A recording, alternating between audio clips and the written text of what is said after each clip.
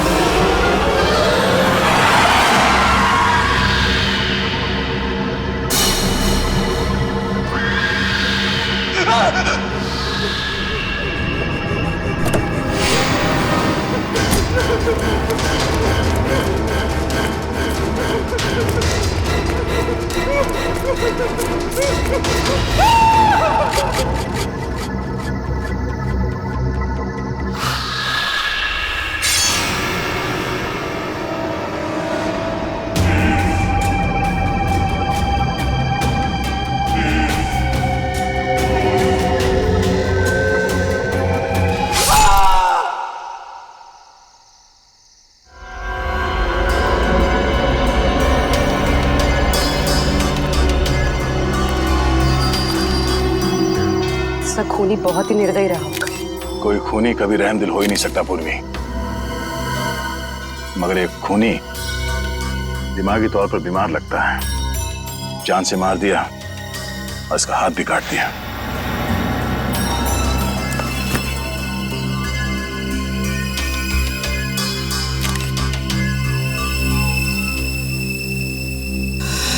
जतिन नाम है इसका, केबल ऑपरेटर है ये।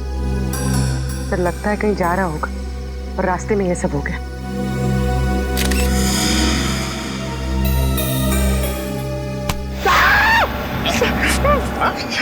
सर अंधेरी रात में आपने मेरे कंधे पे हाथ रख दिया सर, मेरे को डर लग गया। क्या मिला निखिल? सर यहाँ पे इस गाड़ी के टायर का निशान है। लगता है इसे अचानक यहाँ पे ब्रेक मारना पड़ा और कोई निशान यहाँ पे दिखाई दे नहीं रहा है।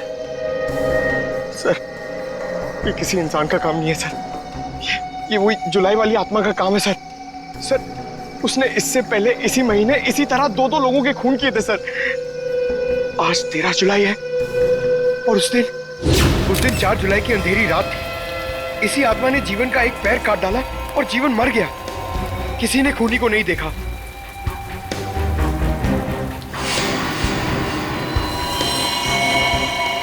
बेचारी जीवन की बहन सुनीता और उनके बच्चे, वो कैसे काटेंगे जिंदगी उनके बिना।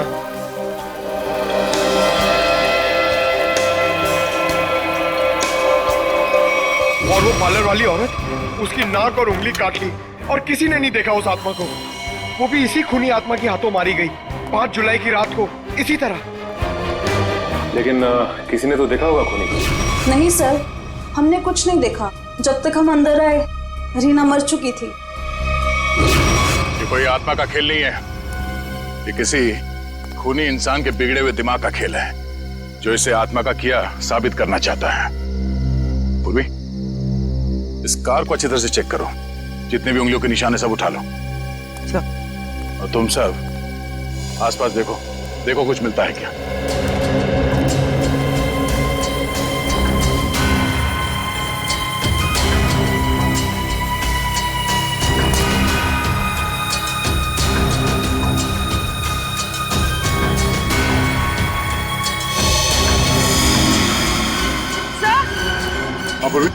सर ये देखिए, विंडशील्ड पर हथेलियों के निशान, वो भी उल्टी।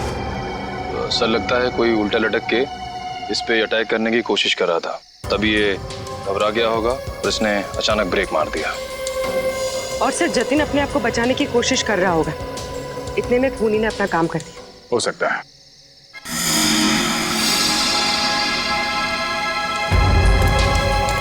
कुछ और भी हो सकता है। ये देखो,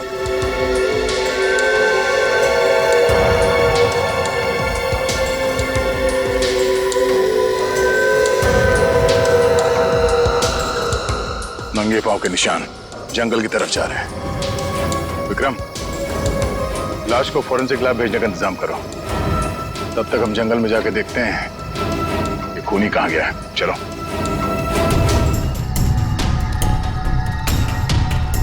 सर हम लोग और कितना आगे जाएंगे सर?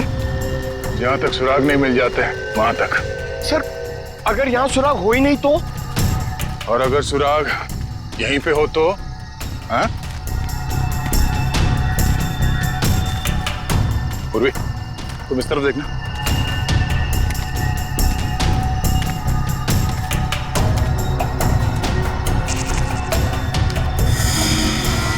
पंकज, तुम्हारी आत्मा का कपड़ा। सर ये तो किसी औरत का कपड़ा लग रहा है। सफेद कपड़ा। इस सफेद कपड़े पहन के लोगों को डराती थी और जान ले लेती थी। खून किया और कपड़े भी बदल लिए। ये क्या है?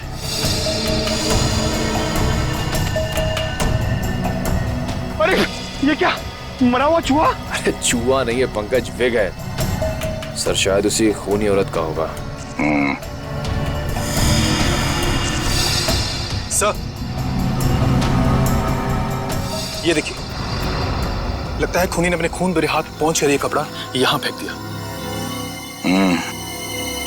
गुनहगार कितना भी होशियार क्यों ना हो, कोई ना कोई गलती जरूर करता है। सबूत छुपाने के चक्कर में सबूत ही छोड़ गया। जिस तरह से खून हुए उसे देखकर तो लगता है कि खूनी कोई एक ही है।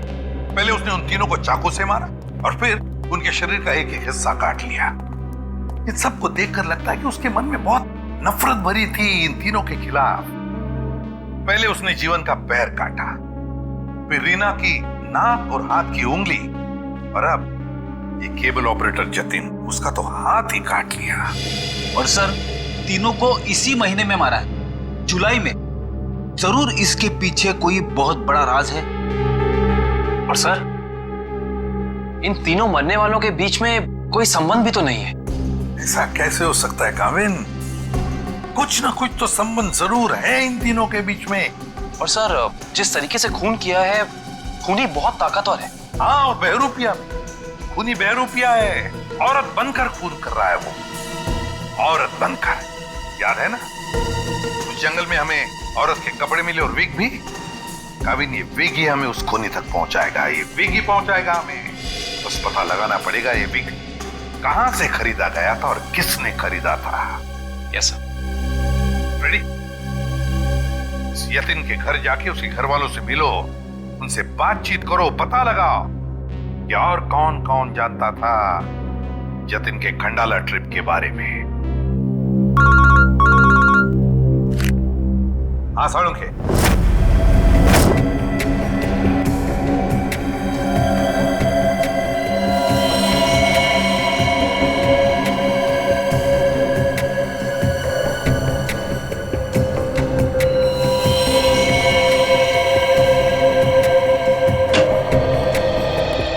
Good morning.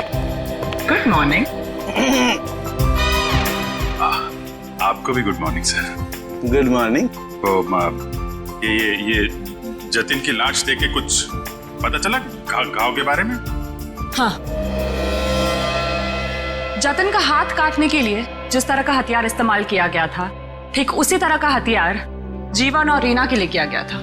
इसका मतलब सर कम से कम ये तो पता चला कौन से हथियार से इन सबका खून किया गया, जो इन सारे केसेस को जोड़ता है। अरे कौन सा हथियार नहीं यार, किस तरीके का हथियार है ये पता चला। सालुंखे साहब, किस तरीके का हथियार है? देखो इन तीनों को चाकू के वार से मारा गया है। घाव काफी गहरे हैं, इससे पता चलता है कि खूनी बहुत ताकतवर है, उसने बहुत ताकत के साथ वार किया है। खूनी का काम करने का तरीका कुछ ऐसा है कि पहले तो वो चाकू से लोगों की जान लेता है और फिर उसके बाद बड़े इत्मीनान से बैठकर आरी से मरने वाले के अंगों को काट करके अलग करता है। कोई दिमागी रूप से बीमार आदमी लगता है, साइकोपैथ। और हाँ, ये देखो, जानते हो क्या है भाई साहब? ये कुत्ते का बाल है। जो कपड़े मिले थे ना आपको जंगल में से, उन कपड़ों पर से मुझे कई अलग अलग किस्म के कुत्तों के बाल मिले हैं। ये देखो, क्रॉस ब्रीड कुत्ते, लैब्राडोर, हाउंड, डाल्मेशियंस, ये सब। सर लगता है ये खूनी कुत्तों का प्रेमी है। हाँ, लेकिन है कौन ये? कुत्ता पालने वाला कुत्ते के बारे में जानकारी रखने वाला या फिर कुत्ते के सलून वाला?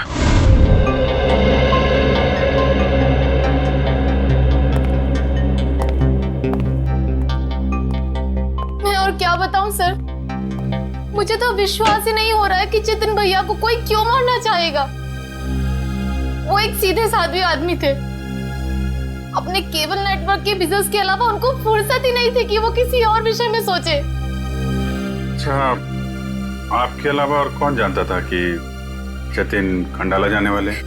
खंडाला जाने के प्लान के बारे में तो उन्होंने मुझे अचानक ही बताया था, और मुझे नहीं लगता कि किसी और को भी उन्होंने इस बारे में बताया होगा। फोन पे किसी से बातचीत कर रहे हो, कुछ सुना हो? नहीं नहीं, फोन पे नहीं। सर? हाँ श्रेया? सर इधर। क्या मिला? सर ये देखिए, लगता है जतिन के जो जो जरूरी काम थे या जो काम बाकी थे, रिमाइंडर्स के तौर पे उसने इस नक्शे पे सारी पर्चियां बना ली थी ताकि कुछ छूटे नहीं। 11 जुलाई पेमेंट कलेक्ट करना है, एक्सरे करवाना है, डॉक्टर के साथ मीटिंग, इलेक्ट्रिशियन 10 जुलाई। 10 जुलाई को तो जतिन की मौत हुई थी ना? हाँ सर। 10 जुलाई 67 के सैन बिल्डिंग का केबल कनेक्शन काटना है, पेमेंट बाकी है। सर शायद ये जतिन उस रात आखिरी बार इस फ्लैट वाले से मिला था। 678 के सैन बिल्डिंग में चलते हैं, कुछ ना कुछ जरूर पता चलेगा इसके बारे में। सेठ जी, सीआईडी वाले आपसे मिलने आए। गई क्या बात है? ये विग आपके यहाँ बनवाई गई थी?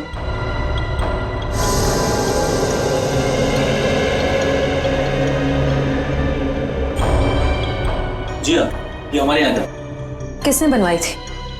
क्या बात है, कुछ गंभीर मामला लग रहा है। मामला वाकई गंभीर है। हमें शक है जिसने ये विग बनवाई थी वो खून भी करता है। सर ये तो औरत की विग है। औरत और खून? हाँ, क्या आप प्लीज बता सकते हैं कि ये विग किसने खरीदी थी?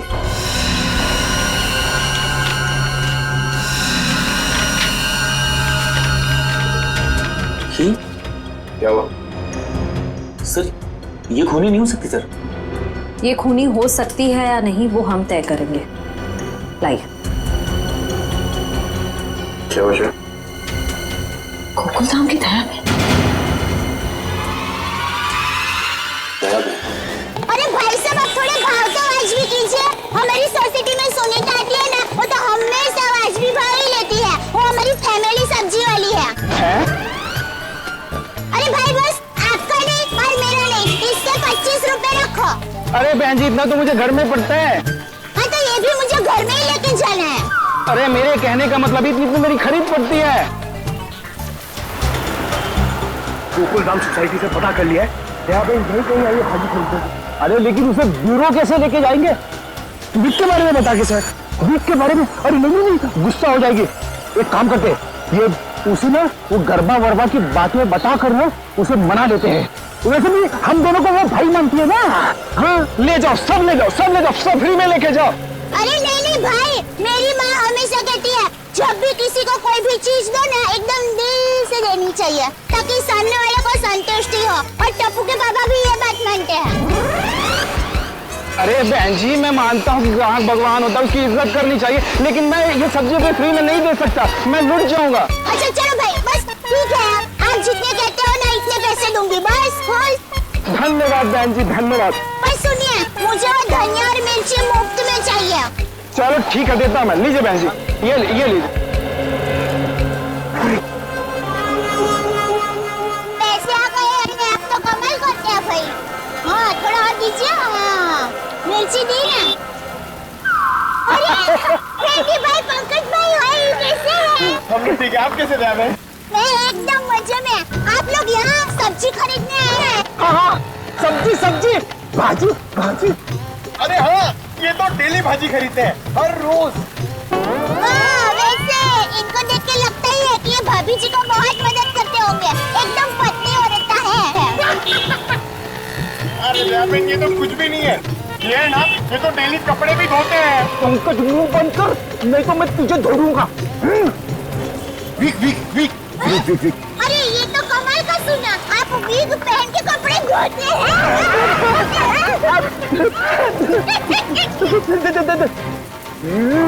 गरबा गरबा गरबा। अरे ये तो और भी नहीं सुना, आप विग पहन के गरबा करते करते कपड़े धोते हैं।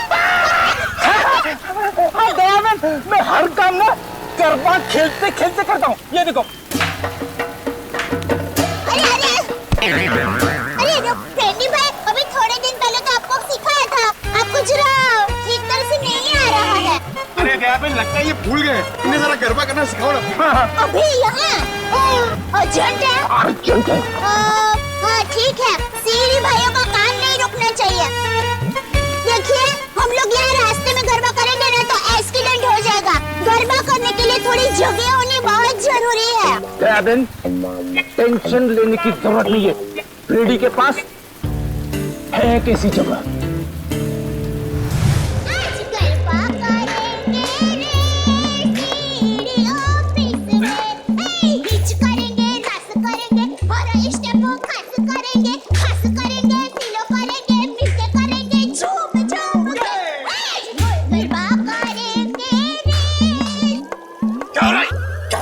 सॉरी सर, क्या सॉरी? ये क्यों डांस करने की जगह है? इमरजेंसी है। इमरजेंसी तो अपने ब्यूरो में क्यों नहीं किया यार? वहाँ पे इंट्रोगेशन चल रहा है, इनसे कुछ पूछताछ करानी है। कौन है? कौन है ये वो नमस्ते, जय जिनेंद्र। मैं हूँ दया टप्पू के पापा गड़ा। अरे फ्रेंडी भाई, ये आप लोगों का किचन है? मुझे तो अभी पता चला। और ये जामुनी रंग है, मतलब ये दराक, हाँ ये अनार का जूस है। और ये पीला मतलब ये मौसमी का जूस है। पर आप जूस को गर्म क्यों कर रहे हैं? सूप बना रहे हैं? और आप शेफ हैं? अरे वो खाना बनाता है ना, उनको इंग्लिश में बोलते हैं ना शेफ। शेफ? बावर्ची भाई। बावर्ची हो? अरे मैडम, ना ये किचन है ना मैं बावर्ची हूँ, समझी? देखो फ्रेडी, अगर 2 मिनट में तू इनको यहाँ से नहीं ले गया ना, मैं यहाँ से चला जाऊंगा। ओ भाई, जूस वाले भाई, देखिए मैं यहाँ अपने आप नहीं आई हूँ, मुझे यहाँ फ्रेंडी भाई और पंकज भाई लेके आए हैं। मुझे भी बहुत काम है, बापूजी के लिए थेपला बनाना है, टप्पू के लिए नाश्ता बनाना है, ढोकला काम पड़े हैं। वैसे आपका नाम? दयाबेन, ये डॉक्टर है, डॉक्टर सालूम के। ओह डॉक्टर साहब, नमस्ते डॉक्टर साहब। आप किसके डॉक्टर है, पशु पक्षी की मनुष्य के? अगर आप मनुष्य के डॉक्टर होंगे ना तो आप हमारे गोकुल धाम सोसाइटी के डॉक्टर हादी भाई को तो जानते ही होंगे। पर उनका कमाल क्या है, वो डॉक्टर है ना फिर भी खाने के बहुत शौकीन है। भगवान की कृपा। दयाबेन, ये डॉक्टर सालूम के है, फॉरेंसिक लैब के। लैब के डॉक्टर? बहुत अजीब डॉक्टर है नहीं? अजीब? हाँ, मैं अजीब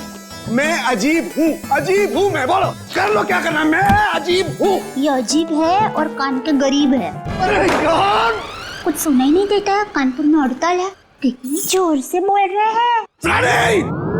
और डॉक्टर साहब, सॉरी माफ करना, छोटी मुंह बड़ी बात कर रही हूँ। मैं देख रही हूँ आप कब से फ्रेंडी भाई को डांट रहे हैं, आपको कोई बोलने वाला नहीं है, इसलिए अगर आप ज्यादा डांटेंगे ना तो मैं पमरुदन साहब है ना उनको बोल दूंगी। किसको बोल देगी? पमरुदन? Sorry ACP Pradyuman sir. ACP? ये एसीपी का क्या है ना? हाँ, बोल दो, जा करके एसीपी को बोल दो, मैं डरता नहीं हूँ एसीपी से, अंडरस्टैंड? ओहो, राम राज्य प्रजा सुखी। भाई साहब, ये बेचारे फ्रेंडी भाई गरबा सीखने की कोशिश कर रहे हैं, मेहनत कर रहे हैं, आप उनको डांट रहे हैं। और ये भाई है कि यहाँ पर आराम कर रहे हैं, आप इनको कुछ नहीं कह रहे हैं और ये बेचारे फ्रेंडी भाई को डांट रहे हैं। दयाबेन, हमें ऑर्डर नहीं है, यहाँ पे जो सोता है ना वो सोता ही रहता है। अरे पर दिन में कोई कैसे सो सकता है, सेहत के लिए अच्छा नहीं होता है। और साहब आप तो डॉक्टर है, आप इनको समझाइए, उठाइए जरा। दिन में सोना ठीक नहीं है ना? नहीं, गलत बात है ना? अच्छा। हाँ, तो एक काम करो, आप जाकर के इनको उठा दो। जरूर। हाँ, उसमें क्या? हे जागने तुझा देवा, श्री कृष्ण गोवारिया, तुझ विना धेन माँ कौन जासे। भाई लगता है गुजराती नहीं है। हाँ गुजराती नहीं। उठाओ उठाओ भाई, उठिए, चलिए चलिए चलिए, उठिए, दिनचर्या शुरू कर दीजिए, दिन शुरू हो गया है। उठाओ उठाओ उठाओ उठाओ, हाँ उठाओ उठाओ।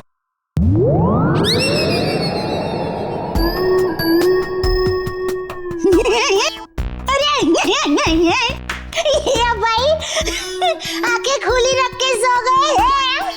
अरे ये उठेगा नहीं क्योंकि ये उठ गया है। हाँ मर गया, ये लाश है, ये लाश।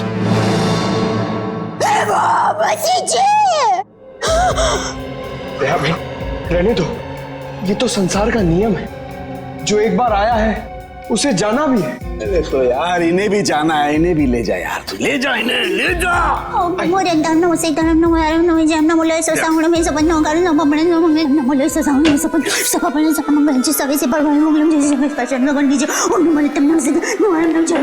अरे दयाबेन क्या हुआ? भगवान की सरुण के ने कुछ नहीं,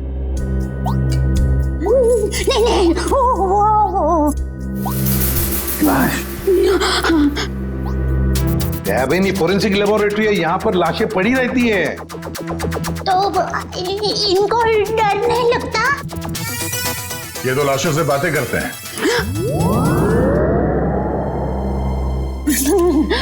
दरअसल हमने आपको यहाँ ये विग दिखाने के लिए बुलाया। ये तो बबीता जी की विग है। बबीता जी? हाँ, हमारे गोकुलधाम सोसाइटी में रहते हैं, हमारे पड़ोसी है। अय्यर भाई उनके पति का नाम है। वो दरअसल हमारे में पति का नाम नहीं बोल सकते, लेकिन दूसरे के पति का नाम बोल सकते हैं, उसमें कोई प्रॉब्लम नहीं है। फिर वो बबीता जी ने विग मंगाई थी, भाई की विग मंगाई थी, पर गलती से बहन की विग आ गई थी, तो वो वापस करने के लिए गए थे। लेकिन आपके पास ये विग कैसे आई? हम बबीता जी से पूछ लेंगे। हाँ आइए, घबराइए मत, आइए। पर मुझे यहाँ पे क्यों बुलाया गया है? आप आइए तो सही। सर क्या हुआ है? अब आपको कैसे बताएं क्या बात है? देखिए बबीता जी, हम यहाँ आपको बुलाकर कोई शौक देना नहीं चाहते, मगर आप इतने झिझक क्यों रहे? नहीं, मैं झिझक नहीं रहा हूँ। अब जो हम आपको बताने जा रहे हैं, शायद वो सुन के आपको धक्का लग जाए। धक्का? जी हाँ, इस विग को देखिए। ये विग यहाँ पे कैसे आ गया? आप पहचान दिए इस विग को? इस विग ने तो मुसीबत कर रखी है। कैसी मुसीबत? बनवाया था आदमी के लिए, बन गया औरत का। किसके लिए बनवाया था ये विग? वो एक्चुअली मेरी एक फ्रेंड है, उनके हस्बैंड को बाल कम है और उन्हें काफी शर्म आ रही थी एक विग वाले के पास जाने को, तो उन्होंने आपसे कहा? जी हाँ, और फिर मैंने दया भाभी को कहा। ये दया बहन कहाँ आ गई इस विग की स्टोरी में? नहीं, वो एक्चुअली दया भाभी को काफी कुछ मालूम होता है ना, इसके लिए। अच्छा, फिर क्या हुआ? और फिर दया भाभी ने जेठा जी को कहा, और फिर जेठा जी ने पिताजी को कहा, पिताजी ने नेताजी को कहा, नेताजी ने बेटे जी को कहा। अरे बबीता जी प्लीज, कहीं तो ये खत्म होगा क्या? नहीं बताइए ना, आगे क्या हुआ? नहीं सर, ऐसी कोई बात नहीं है। जेठा जी ने सिर्फ कहा कि वो मेरी मदद करेंगे, क्योंकि उन्हें पता था ना कि विग कहाँ से बनाया गया है, इसलिए। आगे क्या हुआ? फिर ये विग बदलना था और असली विग लेना था, तो जेठा जी ने कहा कि मैं भी आपके साथ आता हूँ। उन्होंने आपकी मदद की? हाँ? और उस दुकान वाले की गलती की वजह से जेठा जी ने जो हंगामा किया, पूरी दुकान सर पे उठा लिया उन्होंने। आइए बबीता जी, आइए आइए, कहिए क्या सेवा कर सकता हूँ आपकी? अरे एक बार सेवा करने का आपको मौका दिया, वो तो आपने ठीक से की नहीं। जी मैं कुछ समझा नहीं। अभी समझाते हैं। लाइए बबीता जी, दीजिए जरा। एक सेकंड भाई, किधर से खुलता है ये? मिल गया। Thank you. ये लीजिए। ये किधर क्या है? ये क्या है? ये विग है सर। अरे विग है वो तो बराबर है, लेकिन लेडीज विग है, देखो जरा ध्यान से। हाँ सर, ये लेडीज विग है। तो ये लेडीज विग क्यों है? क्योंकि सर ये लेडीज विग है। एक मिनट जेठा जी, एक मिनट। देखिए भाई साहब, हमने एक जेंट्स विग का ऑर्डर दिया था और ये गलती से लेडीज विग आ गया है। सो आप कुछ इसका। वाह वाह बबीता जी, अब कितनी अच्छी हैं आप, इतनी अच्छी क्यों हैं? इनकी वजह से आपको इतनी तकलीफ हुई, फिर भी आप इनके साथ कितनी नम्रता से बात कर रहे हैं। लेकिन हमारे देश में नम्रता काम नहीं करती, लातों के भूत बातों से नहीं मानते। देखिए भाई साहब, ये लात बात मत मारिए। अरे लात क्या, तुमको तो हवालात मारने की जरूरत, मेरा मतलब है हवालात में डालने की जरूरत है। पता है आपकी वजह से इनको कितनी तकलीफ हुई। अरे भाई साहब क्या हुआ, कैसी तकलीफ बताइए तो। अच्छा बताते हैं। इन्होंने अपनी एक दोस्त के पति के लिए जेंट्स विग का ऑर्डर आपको दिया था, लेकिन आप लोगों ने पता नहीं क्यों जेंट्स विग के बदले लेडीज विग बना के भेज दी, और इनके दोस्त के पति भी बेचारे जल्दी जल्दी में ये लेडीज विग पहन के अपनी ही दी हुई पार्टी में पहुंच गए शान शौकत से, और पूरी पार्टी में सब लोग उनका देख के हंस करने लगे। जेठा जी हो गई हंस हो गई। सब लोग कहने लगे अरे वाह वाह वाह, पहली बार हमने दाढ़ी मूंछ वाली लड़की देखी भाई साहब। आपकी वजह से ये तकलीफ हुई उनको, और उनकी वजह से इनको तकलीफ हुई, और इनकी वजह से मुझे तकलीफ हुई। सॉरी भाई साहब, गलती हो जाती कभी कभी इंसान से। सॉरी भाई साहब, हो जाती है गलती कभी कभी, बस इतना बोल दिया, बात खत्म है, बात खत्म, बस हो गई गलती। ये नहीं चलेगा, नहीं चलेगा ये। देखिए भाई साहब, आप जरा आवाज नीचे करके बात करिए प्लीज। नहीं होगी मेरी आवाज नीचे, नहीं होगी। जेठा जी one second, just relax and calm down, okay? Just a second. Okay भैया, इट्स ओके, इट हैपेंस। आप अभी एक काम कर दीजिए, ये विग हमें बदल के दे दीजिए प्लीज। हाँ विग तो बदल के दीजिए, और पैसे भी वापस दीजिए, फ्री में दीजिए विग। देखिए पैसे के लिए आपको सेठ से बात करनी पड़ेगी। क्यों सेठ जैसा क्यों बात करनी पड़ेगी? गलती करो तुम और भुगते सेठ जी, सेठ लोग क्यों भुगते? पैसा तुमको ही देने पड़ेंगे, दो पैसे दो। देखिए भाई साहब, बहुत हो गया आपका। हाँ, अब ना आपको पैसा मिलेगा और ना विग मिलेगा, जाइए यहाँ से, और जो करना है कर लीजिए। तो छिलनी पटली में से क्यों तो? वन सेकेंड भैया प्लीज। नहीं बबीता जी नहीं, इनके सामने गिड़गिड़ाने की कोई जरूरत नहीं है। पूरे मुंबई में क्या इनकी एक की विग की दुकान थोड़ी है, हजारों लाखों विग की दुकान है, हम वहां से ले लेंगे। कहीं ना कहीं से तो हमें विग मिल ही जाएगी बबीता जी, और अगर नहीं मिलेगी बबीता जी तो मैं अपने बाल काट के उसकी विग बना के आपके चरणों में अर्पण कर दूंगा। जीजा जी इट्स ओके, ओके। यहाँ से अभी विग तो क्या, विग क्या बाल भी नहीं लेंगे। चलिए आइए बबीता जी आइए। अरे आइए बबीता जी आइए, बढ़िया मैं बढ़िया एक 5 स्टार विग की दुकान में लेकर जाता हूँ। ये कोई विग की दुकान है? जेठा भाई ने विग वाले के नाक में दम कर दिया। नहीं सर, पर हाँ नाक में दम करने की कोशिश की। मतलब नाक में दम नहीं हुआ? नहीं सर, पर सर उन दोनों के बीच में बहुत ज्यादा बहस हुई, पर जेठा जी भी हार मानने वाले में से तो है नहीं। बबीता जी प्लीज एक मिनट, अरे कहीं पर तो आपके इस महाभारत की समाप्ति होगी। हाँ सर, उस दुकान वाले ने फिर बहुत रूडली जेठा जी को कहा कि अगर आपको इतनी जल्दी है तो आप खुद जाके विग बदल लो। समझ में नहीं आ रहा था। सर विग वाले ने जेठा भाई से कहा कि असली विग यानी बबीता जी वाली विग जिस आदमी के पास है, जेठा भाई उस आदमी के पास जाए और उस विग की अदला बदली कर ले। अच्छा, मतलब जेठा भाई या औरत वाला विग लेकर उस आदमी के पास गए जी, अदला बदली करने के लिए। जी जी।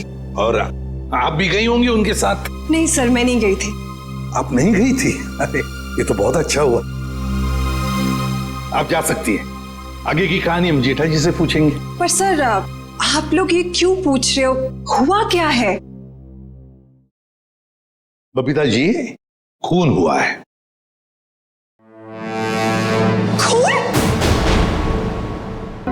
जरा इस पर्ची पे देखिए, ये आपके लिए तो नहीं लिखा कहीं?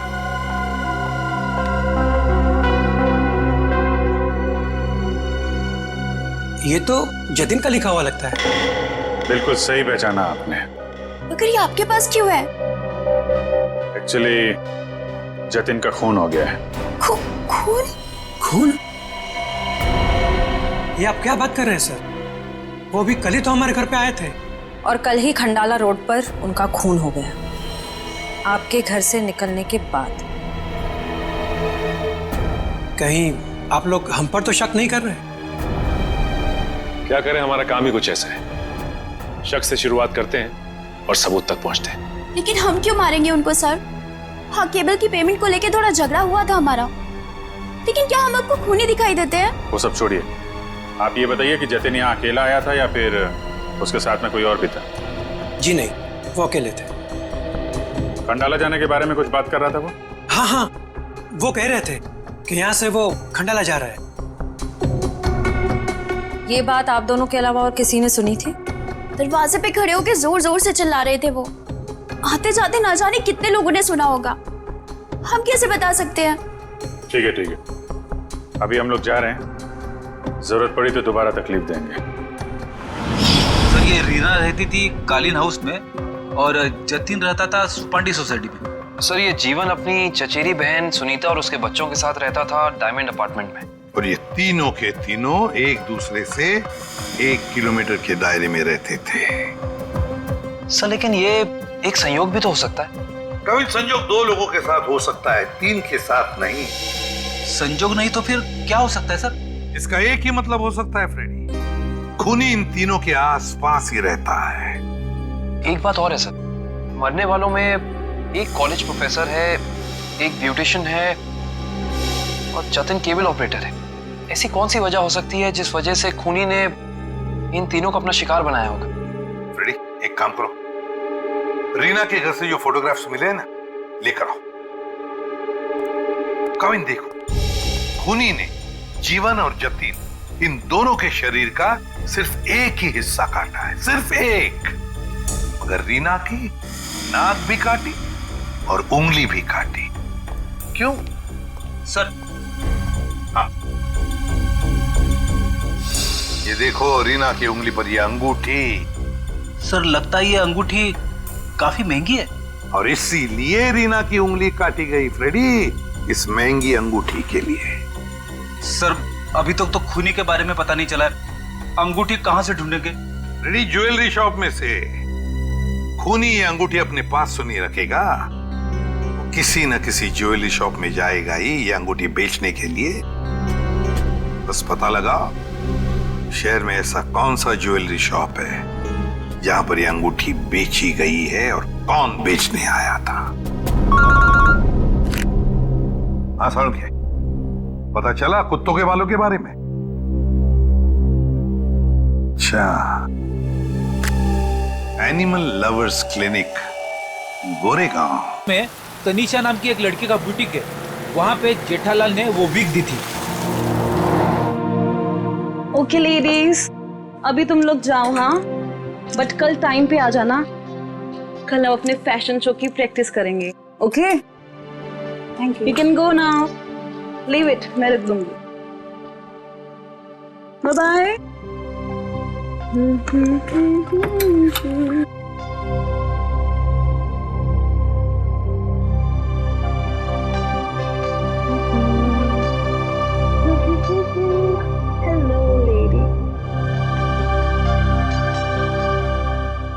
Bye, bye, bye.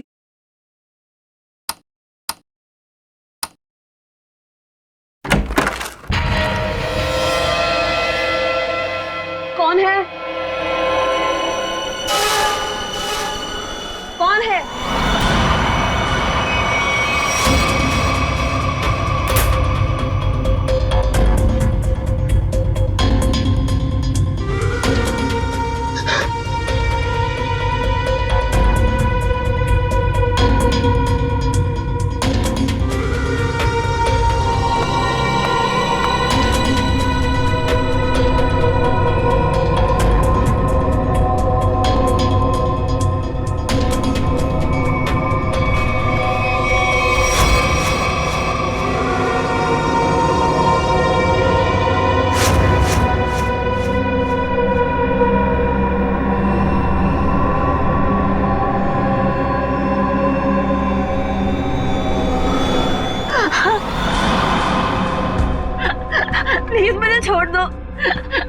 मैंने तुम्हारा क्या बिगाड़ा है?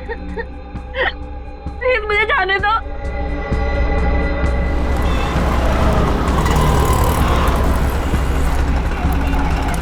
सर, वो रहा तनीषा का बुटीक। प्लीज छोड़ दो।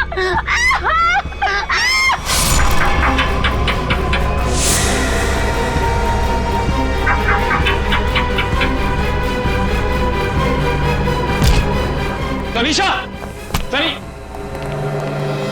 तनीषा,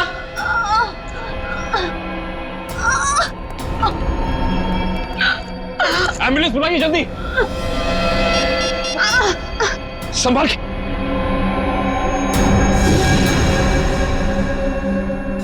तो रीना की दोस्त है।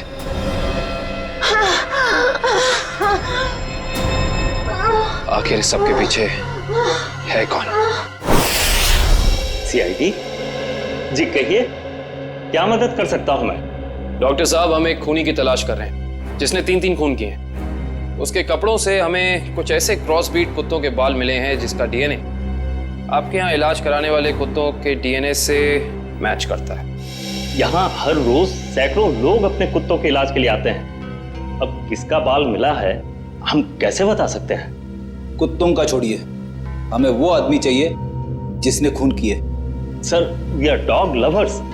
कुत्तों से इतना प्यार करते हैं, इंसान को कैसे मार सकते हैं? ये तो फिंगरप्रिंट्स लेने के बाद ही पता चलेगा। फिंगरप्रिंट्स? जी हाँ, जतिन नाम का आदमी जिसका खून हो चुका है, उसकी गाड़ी पर से हमें खूनी के फिंगरप्रिंट्स मिले। तो डॉक्टर साहब, हम आपके और आपके स्टाफ के फिंगरप्रिंट्स के साथ उस फिंगरप्रिंट को मैच करना चाहते हैं। Please cooperate.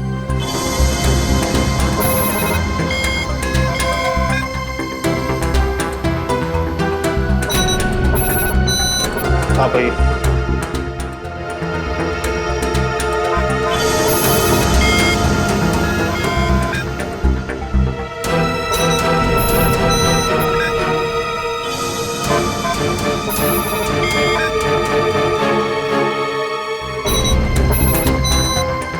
हाँ भाई।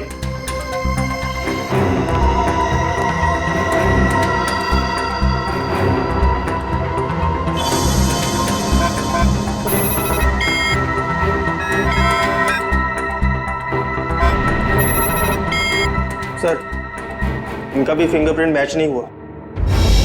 Thank God. मैं तो डरा हुआ था कि अरे कुछ किया ही नहीं तो डर किस बात का? डॉक्टर साहब, हमें आपकी एक और मदद चाहिए। जी। हमें आपके उन सारे क्लाइंट्स के नाम और पते चाहिए जो अपने क्रॉसब्रीड कुत्तों को यहाँ आपकी क्लिनिक में इलाज कराने के लिए लाते हैं। श्योर। सर, रीना की अंगूठी की डिजाइन हमने सारे जूलर्स को भेजी थी, सिर्फ इस सलोरा जूलर्स ने पहचान की है। और श्रेया, ताज्जुब की बात तो यह है कि एक साधारण सी अंगूठी के लिए खूनी ने रीना की उंगली काट दी। आइए सर, क्या देखना चाहेंगे आप लोग?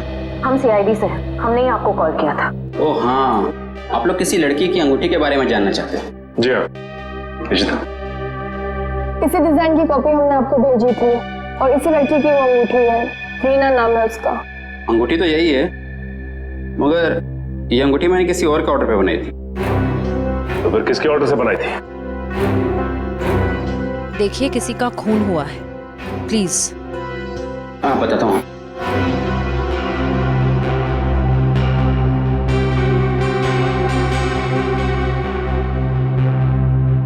ये देखिए। तो ये बात है, अब तक सीआईडी के सामने नाटक चल रहा था, तो अब तुम देखो सीआईडी का तमाशा।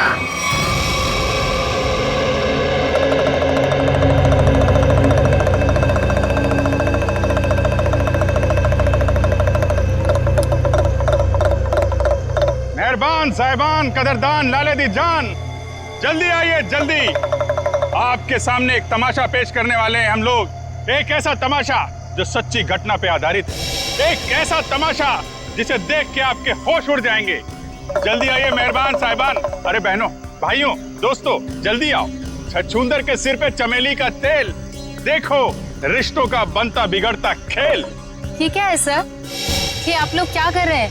तमाशा, तमाशा। हम यहाँ आपके सामने एक तमाशा लेकर आए।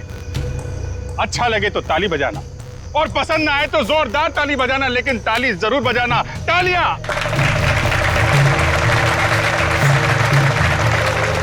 ये कहानी है एक लड़के और एक लड़की की। लड़का लड़की से बेहद प्यार करता था। ए लड़की,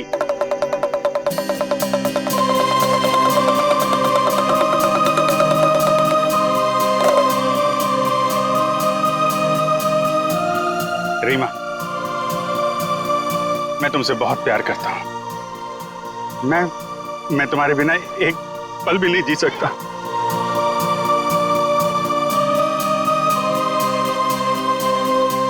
सच्ची? मुझे कसम से मेरा प्यार सच्चा है, जैसे चकोर चांद से करता है, झरना नदी से करता है और खुशबू फूल से करती है। और ये फूल तुम्हारे लिए, इसमें मेरा दिल है। क्या तुम मुझसे शादी करोगी?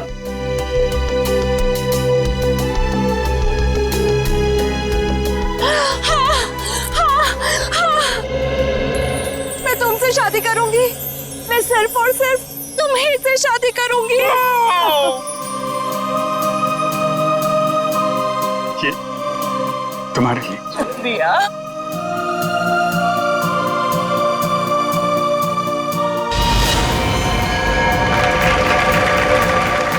लेकिन मेहरबान कदरदान साहिबान लाले दी जान, जिस लड़के की शादी होने वाली थी उसकी एक बहन भी थी।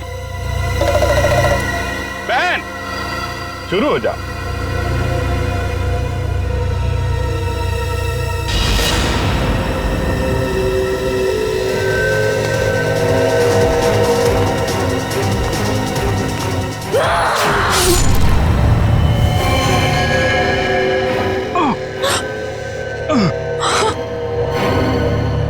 बहन, ये तूने क्या किया?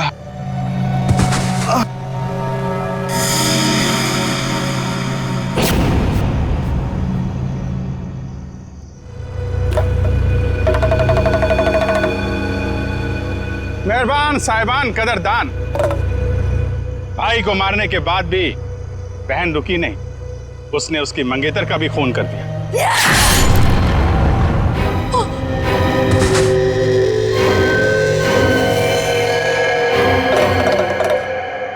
इन दोनों को मारने के बाद भी बहन का खूनी खेल बंद नहीं हुआ। अरे उठ जा, तेरा रोल खत्म हो गया, उठ जा। एक बेचारा निर्दोष राह चलते जा रहा था, इसे क्या मालूम कि वहां मौत उसका इंतजार कर रही है। जा भाई, मर जा।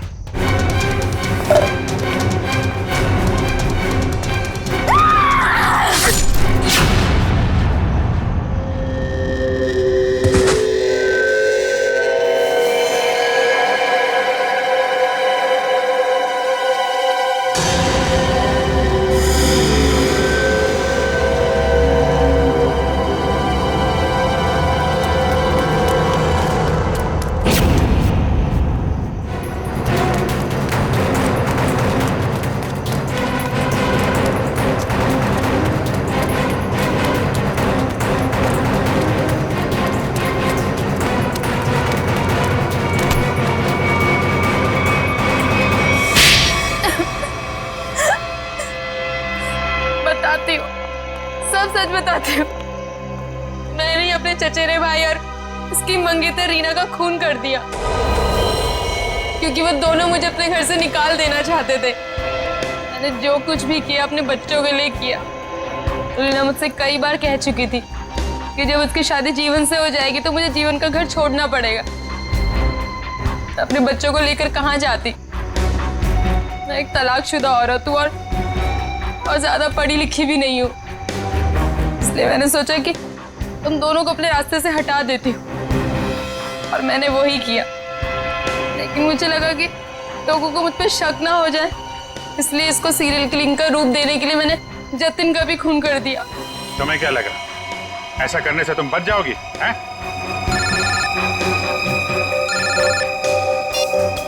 Hello, yes sir. हाँ सर।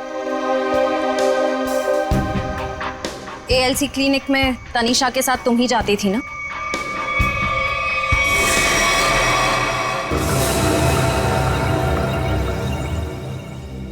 मुझे बचा लो प्लीज, मुझे बचा लो प्लीज। तुम यहाँ क्या कर रही हो? मैंने तुम्हें कितनी बार कहा है कि मेरा और तुम्हारा अब कोई लेना देना नहीं है। मैं बहुत खतरे में हूँ, मेरे पीछे सीआईडी लगी हुई है, प्लीज मुझे बचा लो। क्या सीआईडी? मैं तुम्हारे हाथ जोड़ती हूँ, प्लीज मुझे बचा लो। मैं बहुत मुसीबत में हूँ, मेरे बच्चे को और मुझे शहर से दूर भेज दो, प्लीज मुझे बचा लो प्लीज। खून करने में मैं तुम्हारी मदद कर दी, लेकिन सीआईडी से बचना नामुमकिन है। बिल्कुल सही कहा भुवन तुमने। हमें पहले से पता था ये काम इस अकेली लड़की का नहीं है, इसमें कोई और भी शामिल है, इसीलिए हमने उसे वहां निकलने दिया।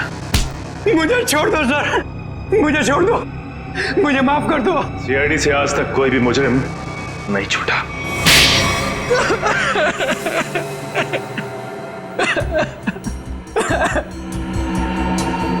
सर मैं ये मजबूरी में कर रहा था, मेरे पास और कोई चारा नहीं था। ये मुझे ब्लैकमेल कर रही थी। मैं जिस कंपनी में एमडी था, सुनीता वहां क्लर्क के तौर पर काम कर रही थी। उसने मुझे कंपनी के 5 करोड़ रुपए गबन करते पकड़ लिया था। इसके पास मेरे खिलाफ पक्के सबूत थे। ये मुझे आसानी से 15 साल के लिए जेल भिजवा सकती थी।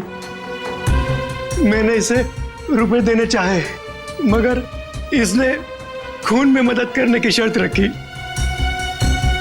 या तो मैं इसकी मदद करता या जेल जाके मैं अपनी और महक की जिंदगी बर्बाद कर देता। उस दिन भी ये मेरे घर में मुझे धमकी दे रही थी। तभी जतिन ने डोरबेल बजाया। सोच क्या रहे हो तुम? अगर तुम्हें बचना है ना तो जो मैं कहती हूँ उसे मान लो। मैं और खून नहीं कर सकता। 5 करोड़ रुपए की चोरी की है तुमने, तो ठीक है, जेल की चक्की पीसने के लिए ना तैयार हो जाओ, नहीं तो भूखी मरेगी तुम्हारी ये प्यारी बीवी। धीरे बोलो। तो ठीक है, अपने दिलो दिमाग से ये पीछे हटने का ख्वाब ना निकाल दो, और एक और खून करना है तुमने। क्या?